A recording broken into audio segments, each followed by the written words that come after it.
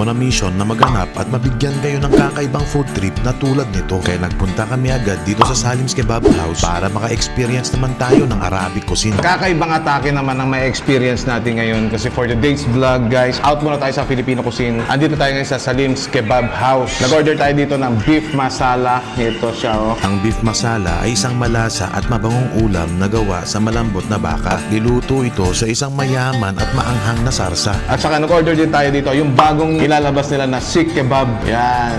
Ang Sikh Kebab naman ay gawa sa giniling na karne na hinaluan naman ng iba't ibang panlasa. Ang Sikh ay nangangahulugang tuso at ang kebab naman ay tumutukoy sa inihaw na karne. Tapos isa, ito yung tinatawag nilang chicken tikka. Ang chicken tikka ay isang sikat na putahing Indian-Pakistani na inihanda mula sa mga piraso ng manok na walang buto. Ang salitang tikka ay nangangahulugang piraso sa Hindi. Siyempre, biryani rice. Hindi ko alam kung biryani rice yung tawag dito, pero siyempre sikat na sikat ito. Tawag is biryani rice. Siyempre nag-order tayo ng pita. Ayan, no? May binigay ditong tatlong spices.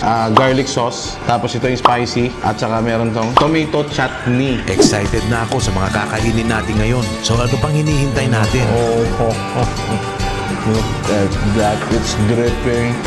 Let's dig in. Cheers, bro. Lang. Ito yung tinatawag. Nakikita ko lagi ito sa sa social media eh. Ang ginagawa, kumukuha ng pita, tapos isasawsaw dito. Ayan, no? Tapos kukuha ka ng beef. Oh my God, isa lang. Promises. Isa lang ha. Isa lang. Ayan, no? Kita mo yun. Hirap natin. Ayan, no? Cheers.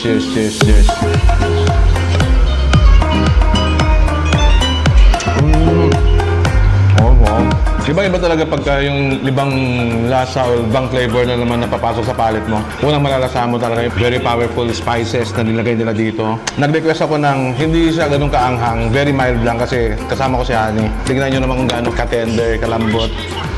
Ayun, no? Oh my goodness. Ganyan yung chunks nyo. Oh my goodness. Cheers. Sa beef masala pa lang guys, parang yung cravings mo para dito sa mga kusina ganito, masasatisfy na eh. Pero tikman natin to. Ito yung bagong labas dito sa Salim's Kebab House. Check nyo to. Ito yung Sikh Kebab. Ayan o. Ito yung chicken. Testing natin to. Grabe guys. So ngaba. Tikman muna natin siya na walang sauce. Ano pansin ko sa mga ganitong kusina, yung flavor niya, yung spices niya, ramdam na ramdam mo agad. Pero very strong yung lasa niya. Masarap. Basically, para siyang morcon natin or embutido, ganun yung texture niya. Pero yung lasa, ibang-iba. So, i-try natin siyang i-dip dito sa sauce na spicy. This one. Ito yung spicy sauce daw nila eh. So, check natin. Oh my God, guys. Look at that. Cheers.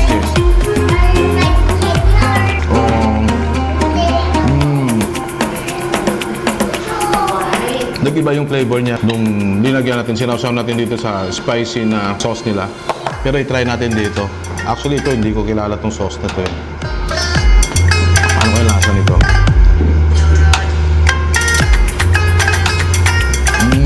Tomato, parang na-blend siya na tomato. Feeling ko, mas prefer ko to. Honey, mas magugustuhan niya to. Guys, then may gagawin tayo. Kasi meron siyang nilagay na sili. Yan, no? Ayan, no? Kita yan, okay.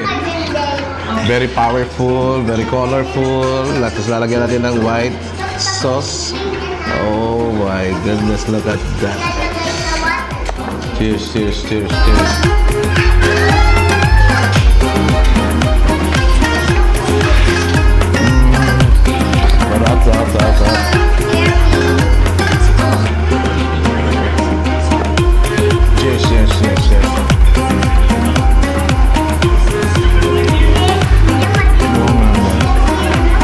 Isa sa best seller nila dito guys, chicken tikka.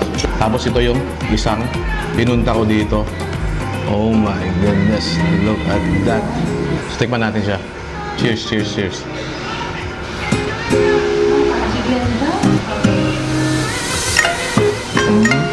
Okay.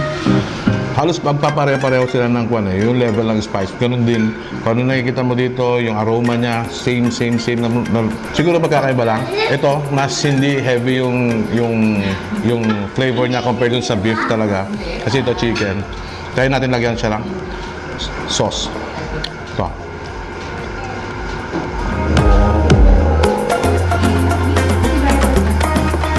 Cheers.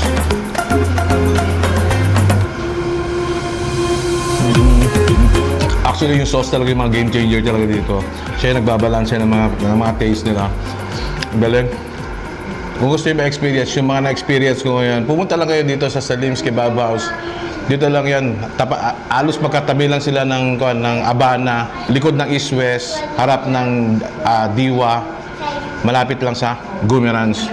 I-enjoy muna namin yung food namin. Thank you for watching. 3F Moto. Apis!